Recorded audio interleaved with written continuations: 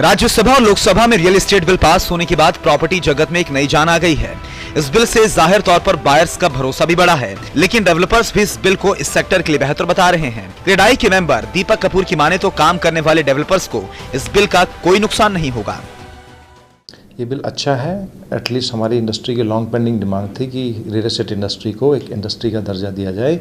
ये उस डायरेक्शन में एक स्टेप है। एटलीस्ट गवर्नमेंट ने रिकॉग्नाइज तो किया कि इस इंडस्ट्री को भी एक रेगुलेट करने की ज़रूरत है। एंड ये मैं सोचता हूँ कि इंडस्ट्री के लिए जो सीरियस प्लेयर्स हैं, जो जेन्युइनली अच्छा काम करके लोगों को डिलीवर करना चाहते हैं प्रोडक्ट्स, उनके लिए बहुत अच्छी चीज़ है। मैं नहीं मानता कि मुश्किल हो जाएगा। डेफिनेटली कभी भी कोई रेगुलेशन आता है तो शुरू में थोड़ी बहुत टीदिंग प्रॉब्लम, जिसको हम बोलते हैं कि शुरुआत की दिक्कतें आती हैं, तो दिक्कतें तो हर एक काम में आती हैं, बट अगर उसको हम समझेंगे और आपस में बैठ के उसको रिजॉल्व करेंगे तो मुझे नहीं लगता कोई भी ज़्यादा दिक्कत आने वाली है। फिलहाल इस बिल की चर्चा हर तरफ हो रही है, लेकिन कहा जा रहा है कि इस बिल में कई ऐसी कमियां छोड़ दी गई हैं जिससे बिल्डरों और फ्लैट खरीदारों दोनों को नुकसान होगा। रेगुलेटर और अथॉरिटी दोनों के पावर को इस बिल में डिफाइन नहीं किया गया है। कई चीजें राज्य सरकार के अंतर्गत है। ऐसे में कहीं बिल तहस नहस ना हो, सजा को बेहद पेचीदा बनाया गया है। बिल में क्लियरेंस देने वाले अधिकारियों को दंडित करने का कोई प्रावधान नहीं है। अपेक्षा यह थी कि क्लियरेंस के लिए एक समय सीमा तय की जाती। तो देखिए, बिल पास हुआ है, इसके आगे रूल रेगुलेशन बनेंगे, फ्रेम होंगे और राज्य सरकारें बनाएंगी अपने अपने।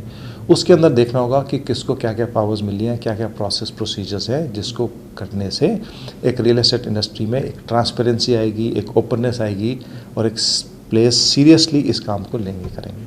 मुझे लगता है कि ये बिल 80% प्रो बायर्स है, बायर्स के सपोर्ट के लिए अच्छी है, लेकिन जहाँ 20% मुझे लग रहा है कमियाँ हैं हुई, तो ये कि जहाँ 70% जो उनको दिया गया है कि land cost including land cost आप पैसे आपको एक एस्क्रो अकाउंट में रखना पड़ेगा, तो मुझे लगता है ये 100% होने चाहिए थे, क्योंकि बिल्डर्स को पैसे सिर्फ बायर्स की तरफ से नहीं आता है। बिल्डर्स को पैसे बैंकों से भी मिलता है प्रोजेक्ट के लिए, और प्राइवेट फंडर भी फंडिंग करते हैं।